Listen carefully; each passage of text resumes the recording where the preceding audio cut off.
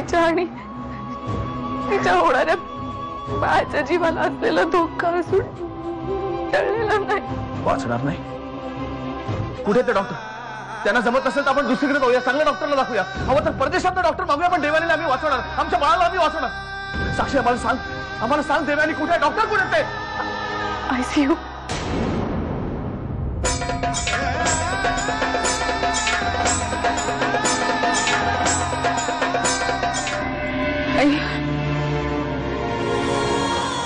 काय झालं देवेला? तुम्ही तरी सांगा काका. विक्रम देवची कंडिशन खूप क्रिटिकल आहे. डॉक्टरांनी आशा सोडून दिलेली आहे. तिला असं एकटीला सोडून आम्ही नाही जाऊ शकत. या डॉक्टर जमणार नसेल तर आम्ही दुसऱ्या डॉक्टरकडे गेला नाही. देवयानीची तब्येत खूप नाजूक आहे. आदित्य राजांना अजून ही बातमी कळलेली नाही. उद्या तिची तब्येत जास्त बिघडली तर आपण काय करणार आहोत? काही करा, आदित्य राजांना हे कळवा. साईमा ते कुणाबरोबर गेलेत, कशासाठी गेलेत काहीच माहिती नाहीये. आणि इतके दिवस जायचं तर सांगून जायला पाहिजे ना त्यांनी.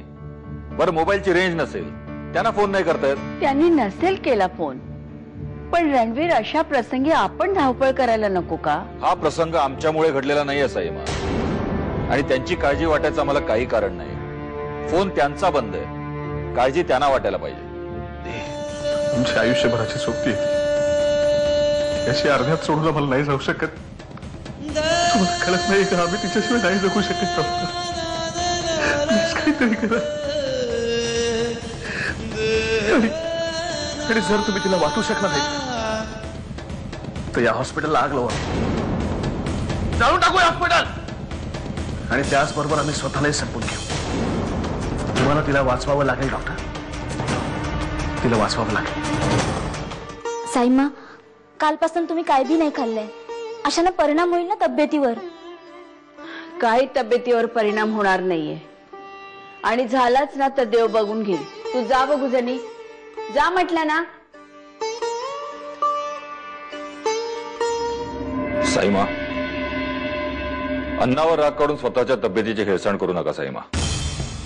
साईमा, अजूनही तुमचा असा समज असेल की देवयानीच्या अपघाताला सर्वस्वी आम्ही जबाबदार आहोत तर हा तुमचा गैरसमज आहे.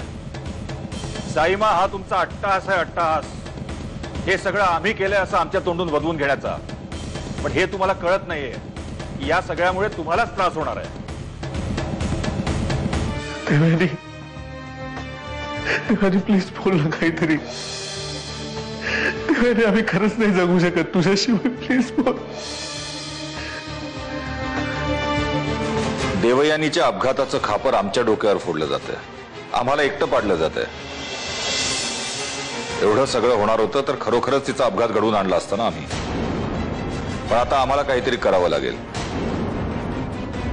साईमांचा विश्वास पुन्हा एकदा संपादन करावा लागेल.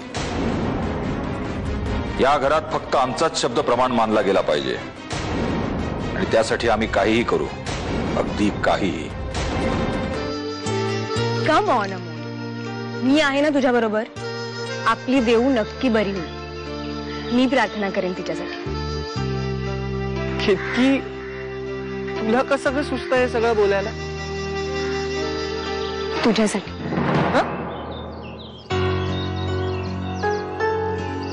म्हणजे तुझ्यासाठी मला सगळं जमतं. बघा विक्रम साहेब, त्या ड्रायव्हरचा शोध सुरूच आहे. तो ड्रायव्हर एकदा का हाताला लागला की सगळ्या गोष्टींचा उलगडा आपोआपच होईल. आणि हा अपघात नाही आहे, हा घातपात आहे. देवयानीला जीवे मारण्यासाठी कोणीतरी हा प्लॅन केलाय. आणि तो इसम कोण आहे आम्हाला चांगलं माहिती. इन्स्पेक्टर साहेब, रणवीर राजे शिर्के.